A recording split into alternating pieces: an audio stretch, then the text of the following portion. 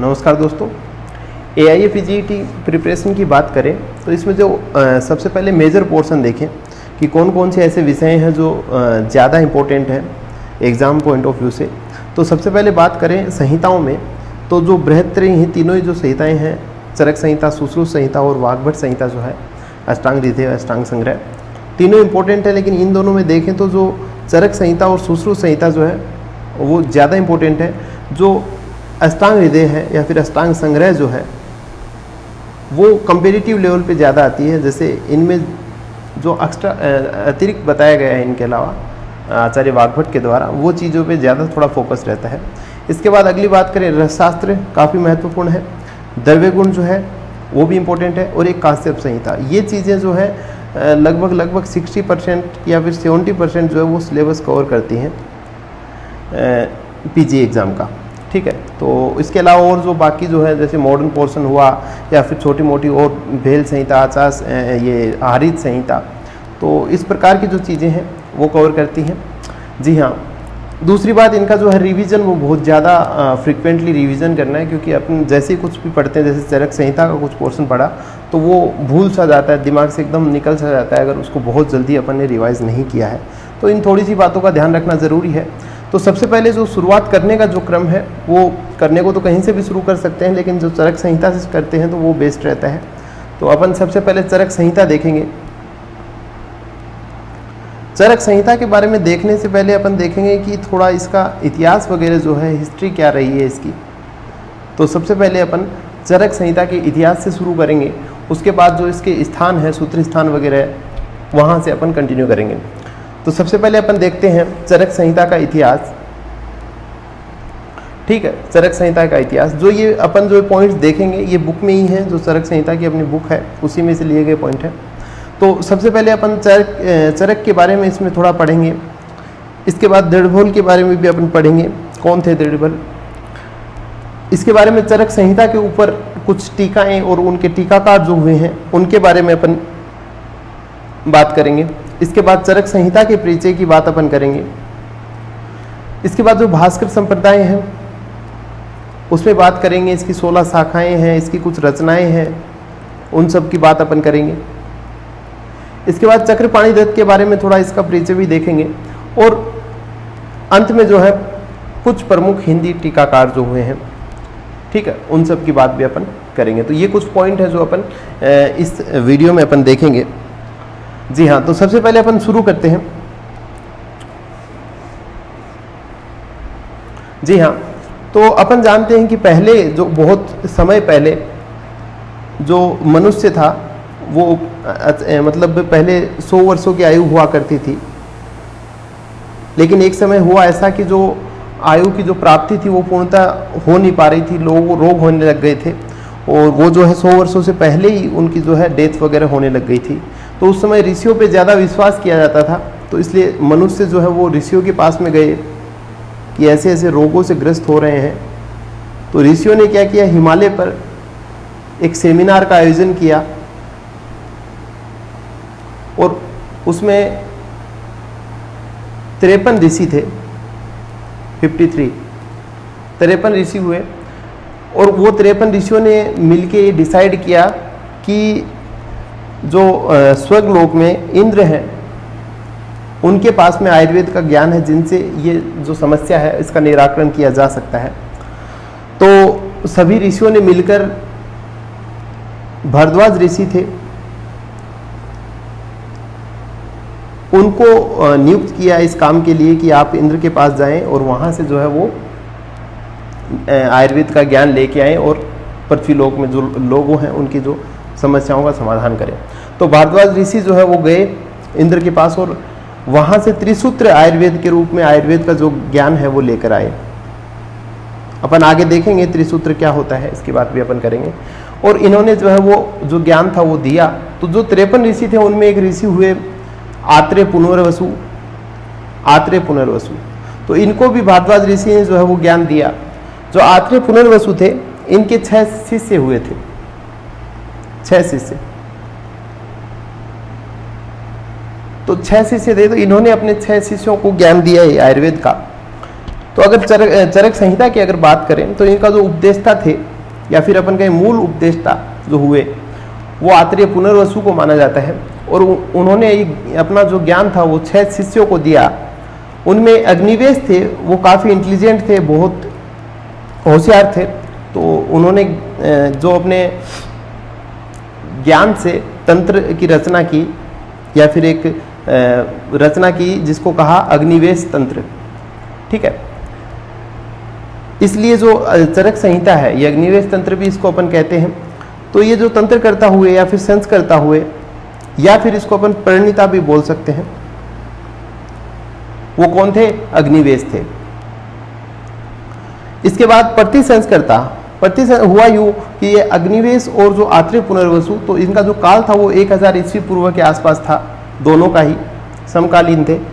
लेकिन कुछ समय बाद जो आक्रमण वगैरह हुए या फिर और समय बीतता गया, जिसकी वजह से ये जो तंत्र है, ये जो अग्निवेश तंत्र जो था वो थोड़ा भ्रष्ट हो गया, खत्म हो गया, मतलब है ना, थोड़ा बहुत नष्ट हो गया।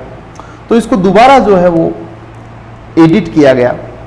तो इसके जो प्रतिसंस्कृता हुए या फिर अपन कहे जो भाष्यकार जो हुए वो चरक हुए, और इनका जो काल था वो दूसरी सदी या फिर अपन कहें दूसरी शताब्दी ईस्वी पूर्व। ठीक है, अब क्या हुआ कि फिर से वही समय के साथ साथ काफ़ी समय निकला, जिसकी वजह से फिर से जो ये संहिता हुई वो थोड़ी नष्ट हो गई। नष्ट होने के बाद उसको फिर से संस्कृत किया गया। तो उसमें हुआ यूँ कि वो कुछ संहिताएं का कुछ भाग जो है वो खत्म हो गया, एकदम नष्ट हो गया।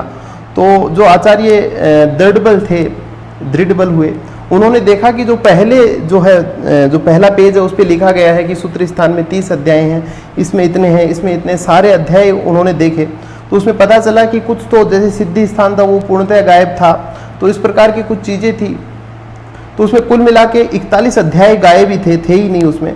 तो उन्होंने क्या किया, वो 41 अध्याय पूर्ण किया, है ना, वो वापस उसमें ऐड किए और उस संहिता को जो है वो पूरा किया। तो इनको कहते हैं कि साहब द्वितीय प्रतिसंस्कर्ता कहते हैं, या फिर संपूर्ण की इन्होंने संहिता को, इसलिए इनको कहते हैं संपूर्णकर्ता या फिर पूरक या फिर संपूरक। ठीक है, इनका जो काल था वो 4वीं शताब्दी था। ठीक है, तो ये जो है काफी इंपॉर्टेंट है, यहां से क्वेश्चन आते हैं हर बार। ठीक है, अपन जो पढ़ रहे हैं सफिशिएंट है, बिल्कुल भी कम नहीं है, लेकिन ये बार बार पढ़ना है, इन चीज़ों को भूलना नहीं है। तो अपन ने देखा जो उपदेष्टा हुए वो थे आत्रेय पुनर्वसु, और आत्रेय पुनर्वसु के जो शिष्य थे अग्निवेश थे, उन्होंने जो रचना की तंत्र की उसको कहा अग्निवेश तंत्र। और ये जो है इसको प्रतिसंस्कृत किया गया आचार्य चरक के द्वारा, और इसके बाद जो फिर से इसको दोबारा प्रतिसंस्कृत किया गया या फिर संपूर्ण किया गया आचार्य दृढ़बल के द्वारा। ठीक है, तो 2 हो गए। अगर प्रथम प्रतिसंस्कृता पूछे तो आचार्य चरक हो जाते हैं, और द्वितीय पूछे तो दृढ़बल हो जाते हैं।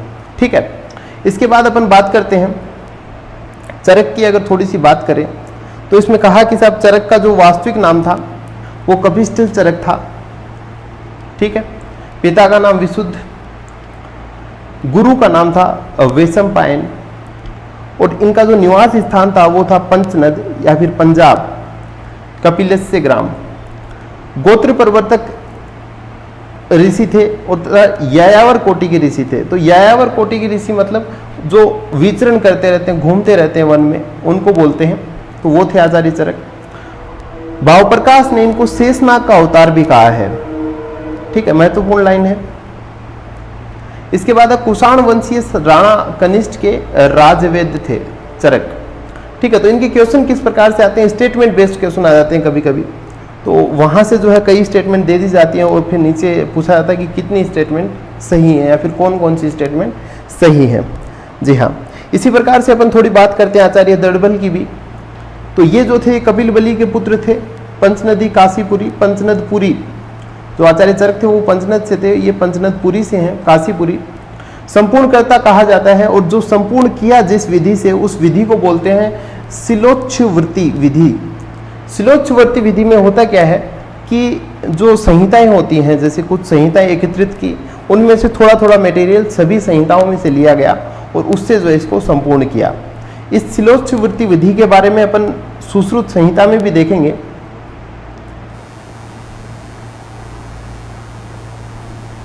सुश्रुत संहिता में प्रमेय अध्याय है,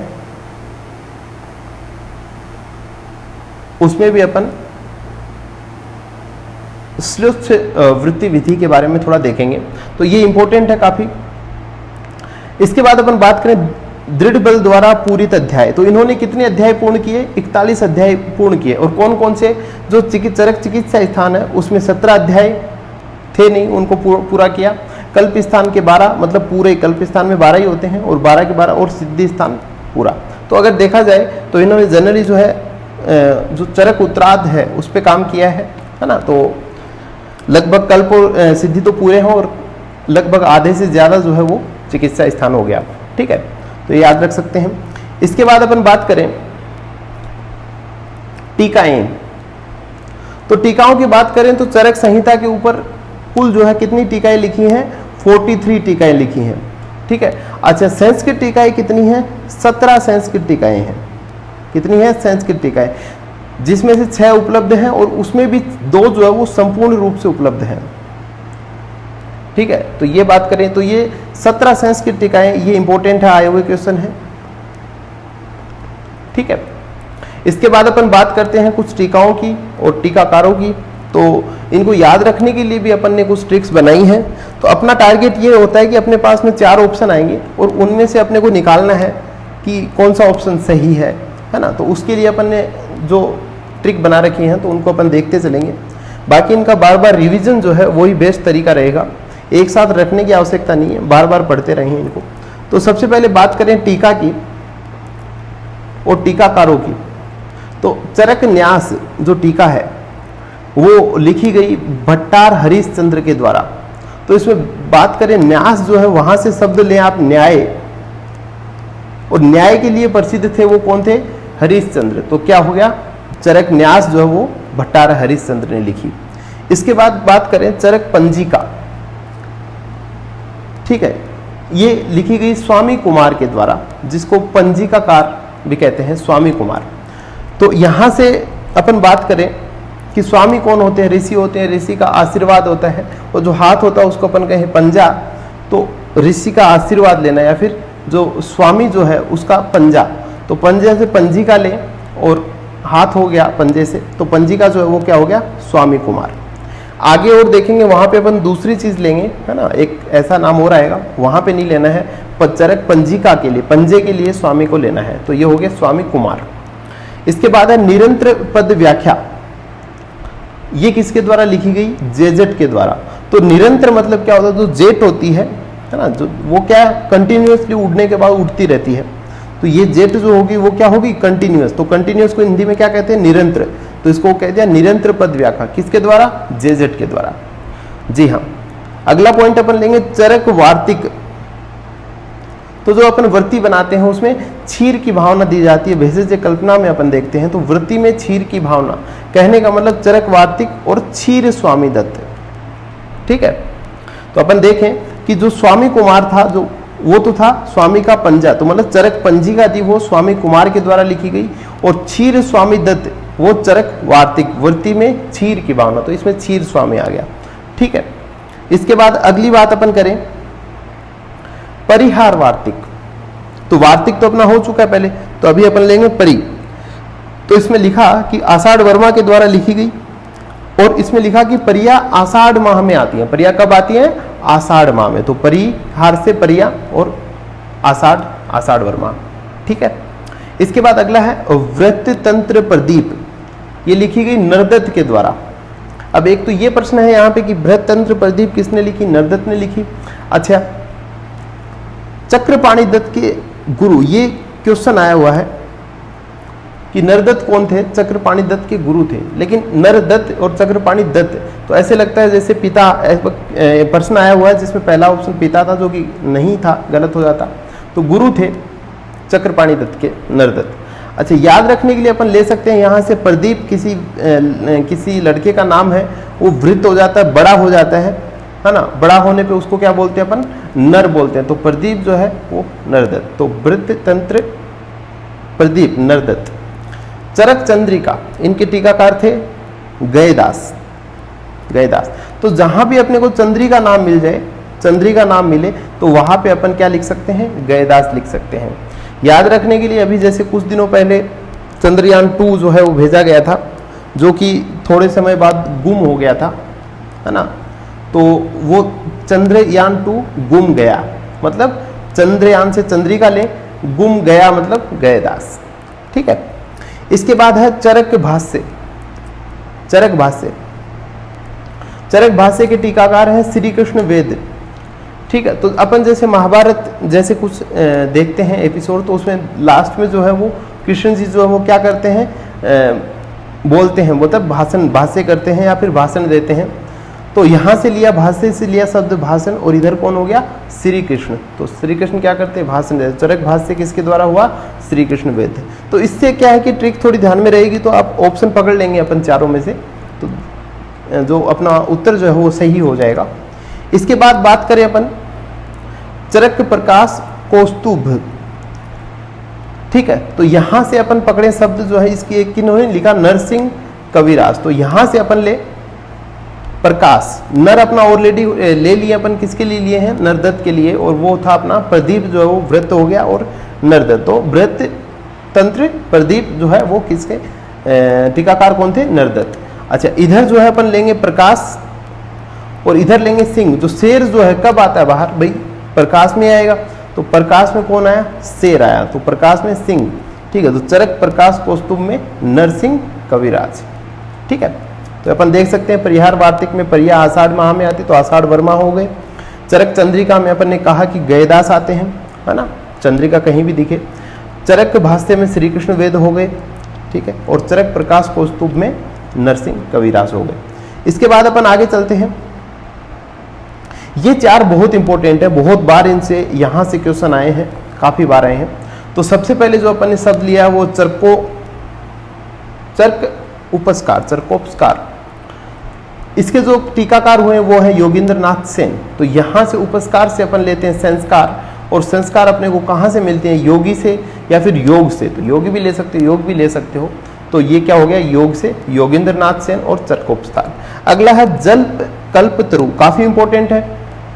तो यहां से इजीली ले सकते हैं, इधर से जल ले लो, इधर से गंगा ले लो, तो गंगा जल हो गया, गंगाधर राय। तो जल कल्पतरु किससे हो गया, गंगाधर राय। चरक तत्व पर दीपिका। ठीक है। तो चरक तत्व पर दीपिका, तो ये हो गए शिवदास सेन। ठीक है। तो इसमें हो गया ट्रिक जो अपन ले, इधर से तत्व ले लिया कि तत्व में शिव, हर तत्व में जितने भी हैं उनमें क्या होता है, शिव का वास होता है। तो चरक तत्व पर दीपिका में क्या हो गया, शिवदास सेन। अगला है चरक पर दीपिका। चरक पर दीपिका, तो इनका है ज्योति चंद्र सरस्वती, और ये हो गया दीपक की ज्योति। तो चरक पर दीपिका और ज्योति चंद्र सरस्वती। ठीक है। तो ये काफी महत्वपूर्ण है चारों नाम। इसके बाद एक बहुत ज्यादा महत्वपूर्ण है आयुर्वेद दीपिका, जो अपन सुनते आए हैं, जो कि चक्रपाणि दत्त जो इसके टीकाकार थे 11वीं शताब्दी में। ठीक है। तो ये भी काफी महत्वपूर्ण है। जी हाँ। इसके बाद अपन बात करते हैं, अगला जो टॉपिक है वो है चरक संहिता का जो परिचय अपन बात करें, चरक संहिता का परिचय। तो चरक संहिता में अपन जानते हैं कि स्थान होते हैं अलग अलग, और उनमें अध्यायों की संख्या होती है।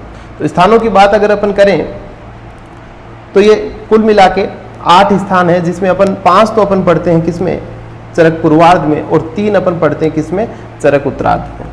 ठीक है।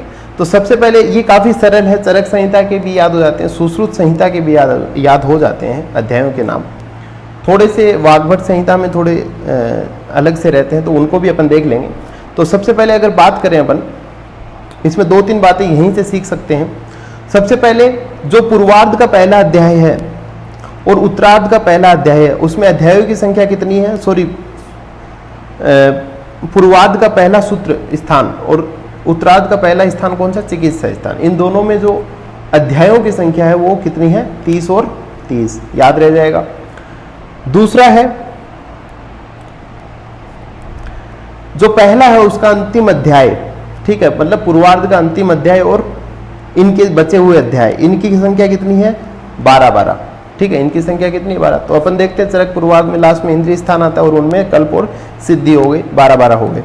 अच्छा, इसके बाद जो बचे जो अध्याय हैं निदान, विमान और शारीर, उनमें अध्यायों की संख्या कितनी है 8।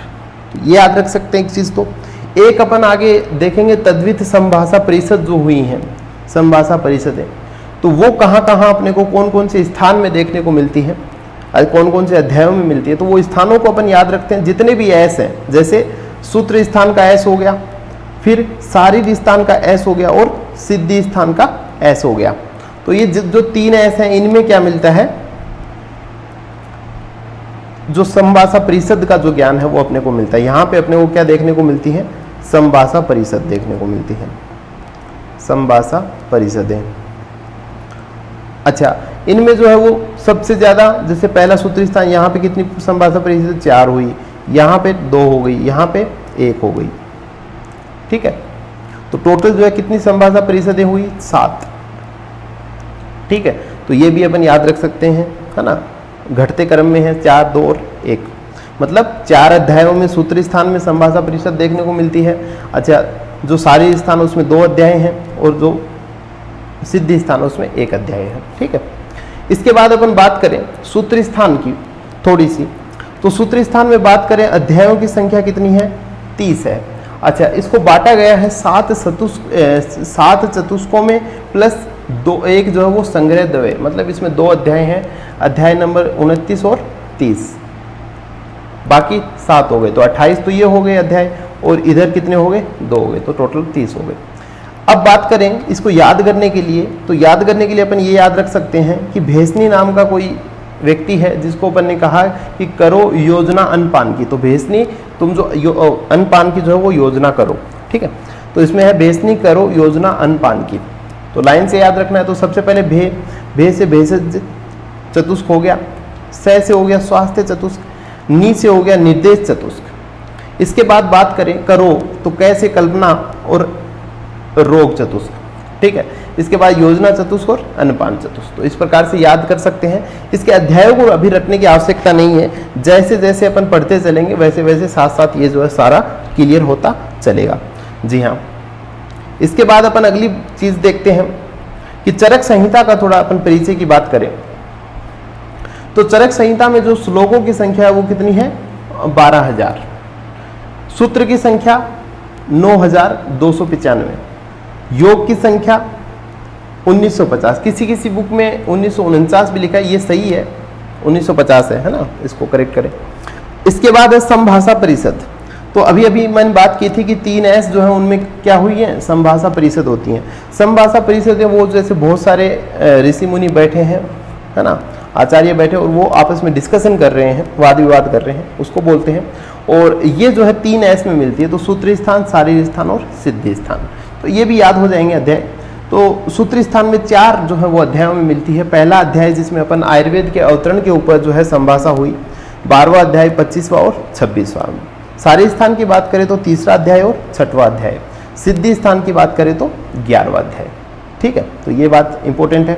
इसके बाद बात करें आचार्यों की संख्या, तो चरक संहिता में 68 आचार्यों का वर्णन अपने को मिलता है और 14 जो है वो देश अपने को मिलते हैं। तो ये आचार्य एक बार पूछे गए हैं, सुश्रुत संहिता के आचार्य की संख्या पूछी गई है, तो ये थोड़ा महत्वपूर्ण है। इसके बाद है सूत्र, चतुर्विध सूत्रों की भी अपने को देखने को मिलते हैं चरक संहिता में। तो कौन कौन से सूत्र मिलते हैं, गुरु सूत्र, शिष्य सूत्र, प्रतिसंस्कृत सूत्र और एक ये सूत्र। तो ये 4 प्रकार के सूत्र मिलते हैं। होता क्या है, कोई एक सूत्र दे दिया जाता है और फिर नीचे ऑप्शन आ जाते हैं चारों कि इसमें से कौन सा सूत्र जो है वो ये सूत्र पहचानिए, मतलब। ठीक है, तो इनकी अभी अपन बात करेंगे थोड़ी सी डिटेल में।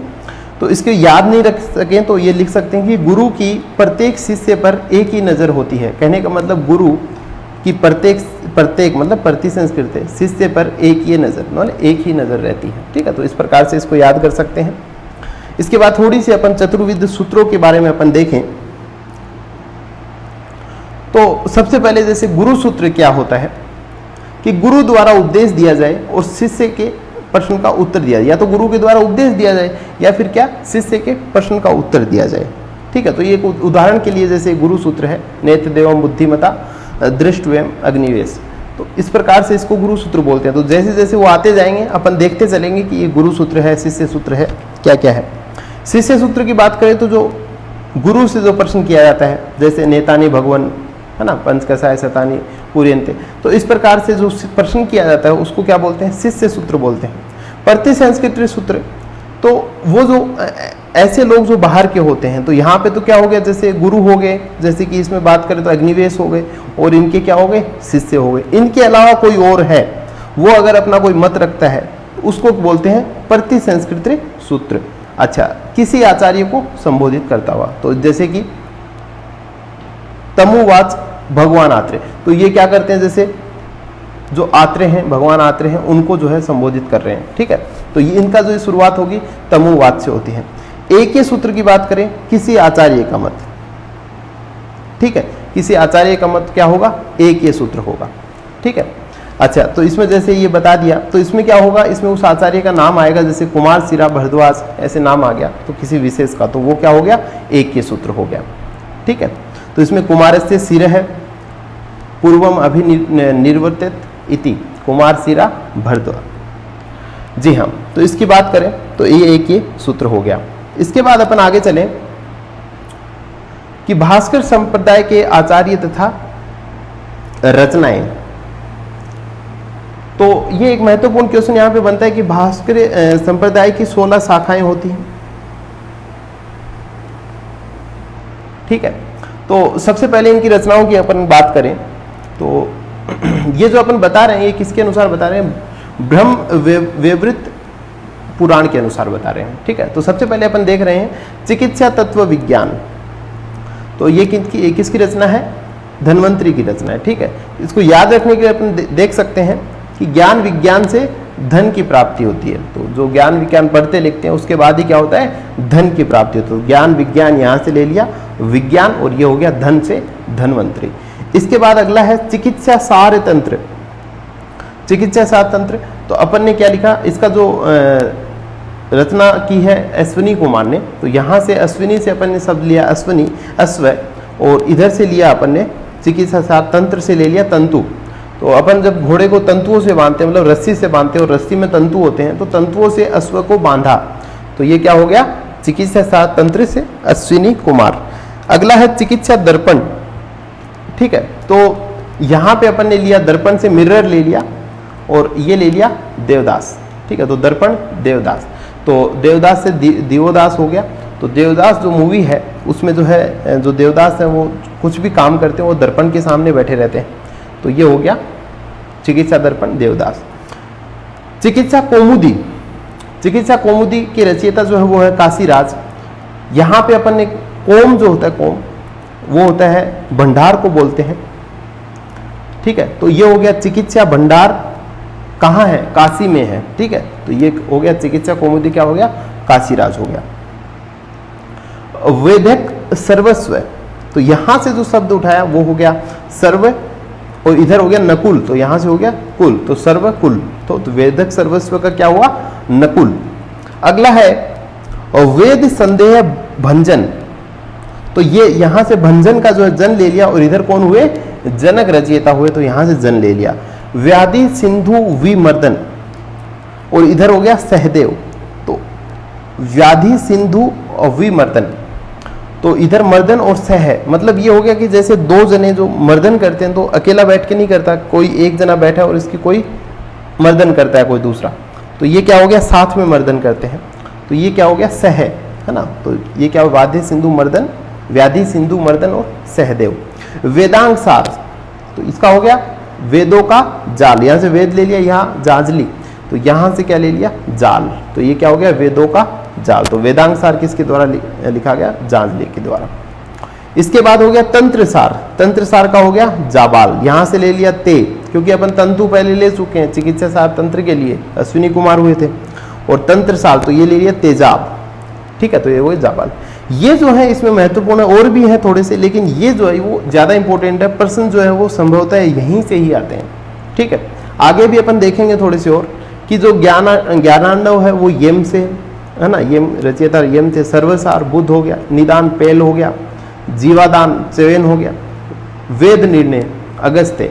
तो क्या है, वेद निर्णय जो है अगस्त में लिए जाते हैं, वेदों के निर्णय जो है कब लिए जाते हैं, अगस्त में लिए जाते हैं। तो वेद निर्णय क्या हो गया, अगस्त्य हो गया। तो ये थोड़ी सी बातें जो थी वो अपन ने की, ठीक है।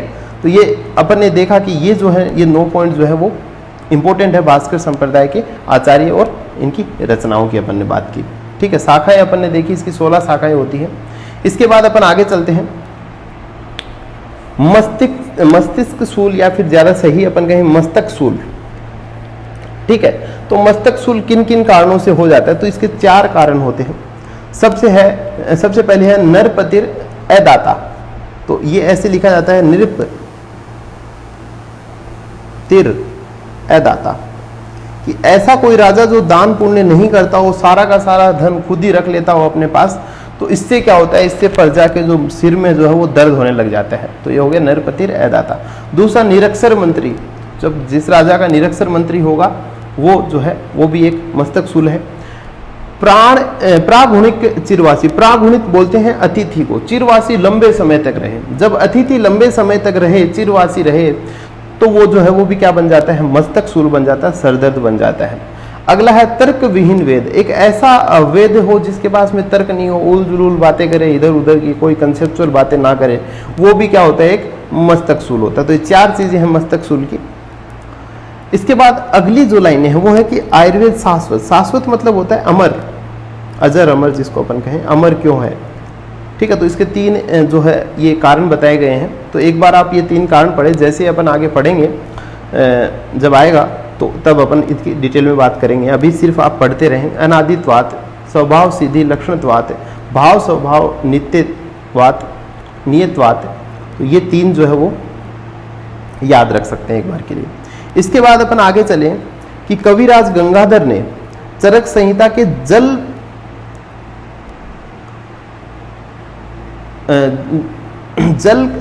कल्प तरु टीका के प्रारंभ में चरक संहिता को अखिल शास्त्र विद्या कल्प द्रुम कहा है। तो ये काफी महत्वपूर्ण है।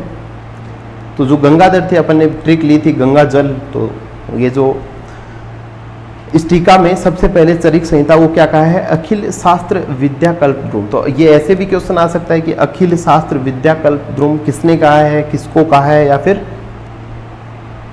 फिर ऐसे भी लिख सकता है गंगाधर ने चरक संहिता को क्या कहा है, ठीक है। तो ये भी आ सकता है, तो ये इंपॉर्टेंट है। इसके बाद अपन बात करें चक्रपाणि दत्त की, थोड़ी बातें करें। चक्रपाणि दत्त काफी इंपॉर्टेंट है, ये भी यहाँ से भी क्वेश्चन आए हुए हैं। तो चक्रपाणि दत्त की बात करें तो सबसे पहले कहाँ के निवासी थे, वीरभूमि बंगाल मयूर ग्राम के निवासी हैं। इसके बाद दूसरी बात करें कौन थे, लोध्रवंशी, लोध्रवंशी थे। यहां से भी वही स्टेटमेंट बेस्ड क्वेश्चन बनने की संभावनाएं रहती हैं। इन्होंने क्या किया, चरक संहिता के ऊपर टीकाएं लिखी तो इनको कहा चरक चतुरानन। सुश्रुत संहिता के ऊपर भी टीकाएं लिखी तो इनको कहा सुश्रुत सहस्त्र नयन, ठीक है, सहस्त्र नयन। अच्छा, इसके बाद इन्होंने जो सुश्रुत संहिता पर एक भानुमति टीका लिखी थी, ठीक है। तो यहां से स्टेटमेंट बेस्ड क्वेश्चन आ सकते हैं। इसके बाद बात करें कुछ इनकी और टीकाओं की, तो इनमें देखिए आप, सबसे पहले है चिकित्सा संग्रह। चिकित्सा संग्रह को चक्रदत्त के नाम से भी जाना जाता है, जो कि काफी फेमस है। जो क्लिनिकल प्रैक्टिस वगैरह करते हैं इसमें चक्रदत्त का काफी रोल रहता है। तो ये क्वेश्चन भी आया हुआ है कि चिकित्सा संग्रह या फिर चक्रदत्त का दूसरा नाम या फिर चिकित्सा संग्रह का दूसरा नाम, इस प्रकार से क्वेश्चन भी आए हुए हैं। इसके बाद 3 संग्रह हैं इसमें, इसकी टीकाओं को अगर याद रखें अपन तो 3 संग्रह हो गए, चिकित्सा संग्रह, द्रव्य गुण संग्रह और सर्वसार संग्रह। 2 इसमें चंद्रिका है, शब्द चंद्रिका और व्याकरण चंद्रिका। बाकी 2 ऐसे हैं, मनोरमा और शुभंकर। तो ये इस प्रकार से याद रख सकते हैं। 3 तो इसमें संग्रह हैं, चिकित्सा संग्रह, द्रव्य गुण संग्रह और सर्वसार संग्रह। 2 इसमें चंद्रिका, शब्द चंद्रिका और व्याकरण चंद्रिका, मनोरमा खंडन और शुभंकर। इसके बाद बात करें अपन अरबी अनुवाद की बात करें कि साहब चरक संहिता का अरबी अनुवाद, तो ये सबसे पहले 8वीं शताब्दी में किया गया और ये था सरक इंडियंस के नाम से किया गया, ठीक है, सरक इंडियंस। इसके बाद अपन आगे चले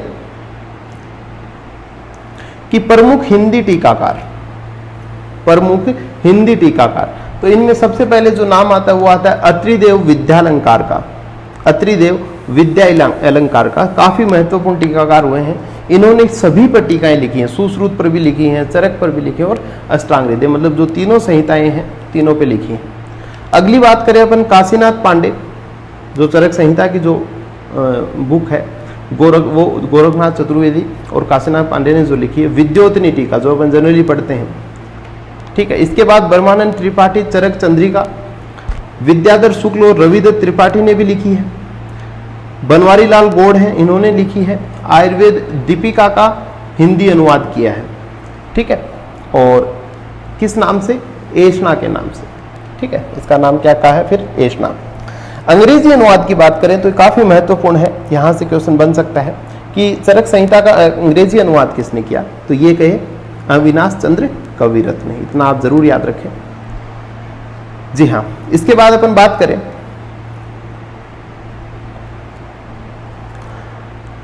कि चरक क्लब था, न्यूयॉर्क में स्थित है। ठीक है, किसने किया स्थित? 1898 में प्रोफेसर आसलर द्वारा स्थापित किया गया। ठीक है, इसके बाद जो अपन बात करें, जो आत्रेय पुनर्वसु थे, उनके 6 शिष्य अपन बात कर रहे थे कि फिर अपन ने कहा कि जो अग्निवेश शिष्य हुए उन्होंने जो तंत्र की रचना की, जिसको क्या कहा गया? अग्निवेश तंत्र कहा गया। तो इसमें सबसे पहले बात करें अग्निवेश, पाराशर, जतुकर्ण, हारित, भेल और क्षारपाणी। अपन जानते हैं कि अग्निवेश के अलावा हारित संहिता भी आती है, भेल संहिता भी अपन पर देखते हैं। तो इसमें बात करें इसकी ट्रिक जो याद रखने के लिए अपन लिख सकते हैं, अपराजित है भेल क्षार। ठीक है, तो भेल और जो क्षार जो है वो क्या है? अपराजित है, जिनको कोई नहीं हरा सकता, ये ट्रिक है। तो ऐसे हो गया अग्निवेश, पै से अपन ले सकते हैं या फिर परा से अपन ले सकते हैं पाराशर, जीत से जतुकर्ण, जय से जतुकर्ण, है से हारित, भेल से भेल हो गया और क्षार से क्षारपाणी। ठीक है, तो इस प्रकार से इनको याद रख सकते हैं। इसके बाद एक आचार्य लोलिम्ब राज हुए, जिसको अपन स्वस्थ वृत्त में इनका जिक्र मिलता है, 17वीं शताब्दी में हुए थे। और इन्होंने क्या जो वेद के लिए शब्द यूज में लिया वो क्या था? पीयूष पाणी। पीयूष पाणी, पीयूष मतलब होता है कल्याणकारी और पाणी मतलब होता है हाथ। तो कहा कि वेद के जो हाथ होते हैं वो क्या है? कल्याण करने वाले होते हैं, है ना। तो रोगों का इलाज करते हैं तो वो क्या हो गए? कल्याणकारी। तो पीयूष पाणी, तो काफी इंपॉर्टेंट लाइन है ये। ठीक है, इसके बाद चरकाचार्य किसको कहा जाता है? तो स्वर्गीय धर्मदास जी थे, तो उनको क्या कहा जाता है? चरकाचार्य कहा जाता है। ठीक है, तो ये अपनी बात हुई यहां तक की। और इसके बाद अपन देखेंगे कि कुछ और बिंदु इसमें रह जाते हैं, जैसे कि कुछ वैशिष्ट रह जाता है, चरक संहिता का वैशिष्ट, वो भी अपन देखेंगे, वो अपन अगले वीडियो में देखेंगे। मतलब या फिर अपन कहें विशेषता भी कह सकते हैं। ठीक है, कुछ और जैसे स्थानों के दूसरे नाम होते हैं, पर्याय, जिस स्थानों के पर्यायों की बात करें उनकी भी अपन थोड़ी बातें करेंगे। ठीक है, और भी कुछ महत्वपूर्ण बिंदु अगर आते हैं तो उनकी भी अपन थोड़ी सी बातें करेंगे। उसके बाद अपन क्या शुरू करेंगे? तो सूत्र स्थान शुरू करेंगे, चरक सूत्र स्थान। ठीक है, अभी अपन ये बात करें कि अभी जो अब ऐसा ये काफी इतिहास का पोर्शन है, हिस्ट्री का पोर्शन है, काफी बोरिंग लगता है। एक तो बार बार इसको रिवीजन देखते रहना है इसको। दूसरी बात, अभी अपन देखते हैं कि लिया कहाँ से गया है, तो ये अपनी जो चरक की बुक है वहीं से लिया गया है। मैं रेफरेंस के लिए थोड़ा दिखा देता हूँ। ठीक है, तो जो ये चरक संहिता के जो वो पहले 25-30 जो पन्ने होते हैं वो पेजेस हैं ये। ठीक है, तो इसमें देखिए सबसे पहले अपन यहां से देखते हैं कि भास्कर षोडश शाखा, भास्कर से जो भास्कर संप्रदाय था उसकी कितनी शाखाएं थी? 16 शाखाएं थी, बात की थी अपन ने। इसके बाद अपन ने कहा था कि चिकित्सा तत्व विज्ञान की बात की थी। ठीक है, कौन थे? धन्वंतरी थे। ठीक है, अच्छा इसके बाद चिकित्सा दर्पण अपन ने देखा था, मिरर, देवदास वगैरह। तो ये सारी चीजें, सार तंत्र की बात अपन ने की थी, है ना, जीवादान की बात अपन ने की थी। ये हो गई 16 क्या हो गए? इनके शाखाएं हो गई। इसके बाद जैसे बात करें, ये हो गए, यहाँ पे अपन ने बात की थी कि मस्तक सूल की बात की थी। ठीक है, तो 4 मस्तक सूल कौन कौन सी अपन ने? नरपति अदाता, निरक्षर मंत्री, प्रागुणिक चिरवासी, है ना। तो ये क्या हो गया? तर्क विहीन वेद हो गया, वेदस तर्क विहीन हो। तो ये 4 चीजें अपन ने बात की थी।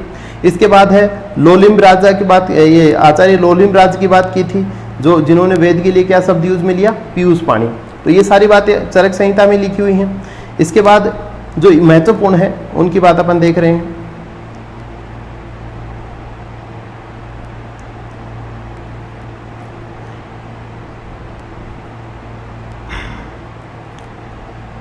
इसके बाद जैसे ये हो गया, अपन ने कहा था कि जो आयुर्वेद है वो शाश्वत क्यों है, तो ये तीनों चीजें अपन ने कहा था कि एक बार अपन रीड करें।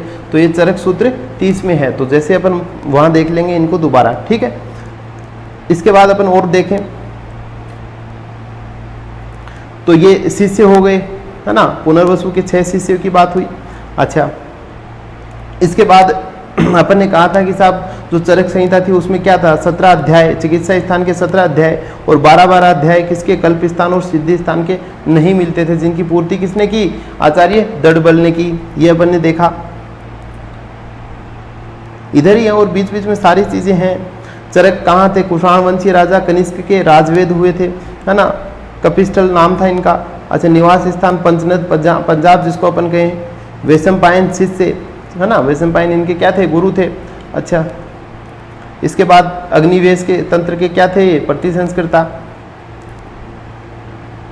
चरक चतुरानन अपन ने देखा, ठीक है। इसके बाद अपन ने आषाढ़ वर्मा की बात की थी, प्रियार वर्तिका, ठीक है, कि परिया कब आती हैं, आषाढ़ के महीने में आती हैं। इस प्रकार की बातें अपन ने की थी।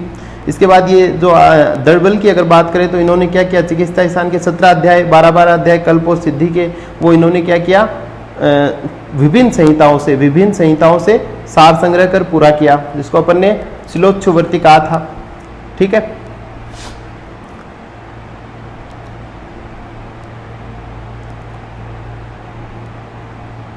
ये सूत्रों की बात हो गई, प्रतिसंस्कृत सूत्र, एकीय सूत्र, ठीक है, शिष्य सूत्र, और ये हो गए गुरु सूत्र, ठीक है। तो ये उदाहरण हो गए। आगे जैसे जैसे सूत्र आते रहेंगे अपन देखते रहेंगे उनको।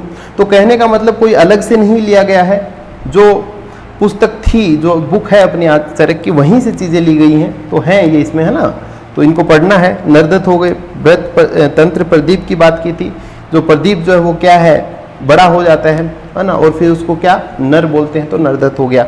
तो इस प्रकार की बात की थी। श्री कृष्ण वेद की बात की थी, चरक भाष्य। तो ये जो है, जो महत्वपूर्ण चीजें जो है वो अपन ने यहाँ से निकाली हैं, और वो उन्हीं को अपन ने क्या किया है, डिस्कस किया है, ठीक है। तो बहुत बहुत धन्यवाद, जुड़े रहें, और कोई आपको समस्या हो वो जरूर आप देखें, और डिस्क्रिप्शन बॉक्स जो है वो रेगुलर चेक करते रहें, ठीक है। ओके, धन्यवाद।